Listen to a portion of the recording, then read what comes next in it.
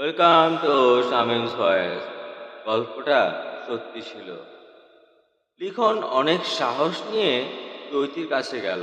লিখন ক্লাসের সবার সামনে চৈতিকে একটি নীল গোলাপ হাত দিয়ে এগিয়ে দিয়ে বলল, I love you, will you be my girl please.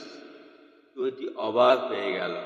আর ক্লাসে সবার সামনে প্রপোজ করাতে চৈতি লজ্জা পেল। চৈতি, এমনভাবে আর কতজনকে পটিয়েছো শুনি? লিখন, আমার প্রথম তুমি, শেষটাও তুমি। আমার ভালোবাসা কি গ্রহণ করবে?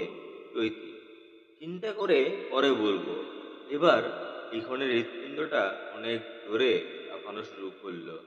লিখন ভাবছে, এই বুঝি সব হারালাম। আগে যাও কথা বলতো, এখন সেটাও বন্ধ হয়ে গেল। লিখন টেনশনে পড়ে গেল। কি করবে? চৈতি কি বলবে? লিখনের প্রস্তাব মেনে নিবে নাকি ফিরিয়ে দিবে? পরবর্তী অংশ বলবো 12তম খণ্ডে ইনশাআল্লাহ।